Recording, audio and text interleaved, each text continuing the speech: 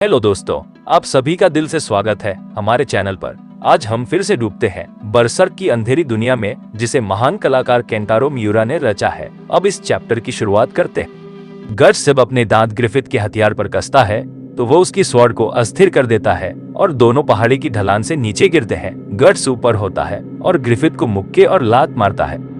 ऊपर खड़े दर्शक हैरान होते हैं कि किसी ने सच में ग्रिफिथ को गिरा दिया, लेकिन हमले में थोड़ी रुकावट ग्रिफिथ को मौका देती है और वो गट्स के अगले पंच को रोककर उसे आर्मलॉक में जकड़ लेता है। जब गट्स हार मानने से इनकार करता है तो ग्रिफिथ उसका कंधा डिसलोकेट कर देता है और लड़ाई जीत जाता है। वो गट्स से कहता है कि अब वो उसका मालिक है।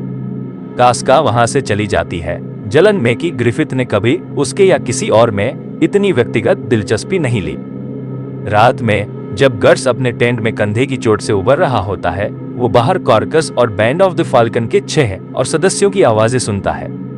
गट्स अपनी स्वॉर्ड कंधे पर डालता है, यकीन से कि वो इस लड़ाई को जीत सकता है, लेकिन कास्का बीच में आती है और मर्सिनरीज को समझाती है कि वो गट्स को नहीं हरा सकते, चाहे वो घायल ही क्यों ना हो। उनके जाने के बाद गट्स कास्का को अपने टेंट के बाहर पाता है। वो उसे बताती है कि उसने पिछले 2 रातें उसके साथ सिर्फ इसलिए बिताई क्योंकि ग्रिफिथ ने आदेश दिया था, और कहती है कि अब वो उससे कोई संबंध नहीं चाहती। गट्स अपने टेंट में लौटता है जहां वो सो नहीं पाता और पूरी रात अपनी स्वॉर्ड को पकड़कर बैठा रहता है। गट्स अब आधिकारिक तौर पर बैंड ऑफ द फाल्कन में शामिल हो चुका है और उसकी पहली ड्यूटी है दुश्मन के कैंप पर रात का हमला। उनके एम्प्लॉयर्स को ग्रिफिथ पर इतना भरोसा होता है कि वो कोई अतिरिक्त सैनिक नहीं भेजते, जबकि उनकी संख्या कम होती है। ग्रिफिथ गट्स को रियर गार्ड का प्रभारी बनाता है। ये उसकी क्षमता की परीक्षा और भरोसे का प्रदर्शन होता है।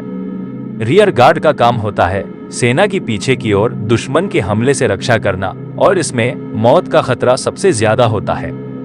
ग्रिफिथ जूडो और कुछ सैनिकों को लेकर पास की नदी से होकर कैसल को फ्लैंक करने जाता है। इस दौरान जूडो अपनी थ्रोइंग नाइफ्स की कुशलता दिखाता है।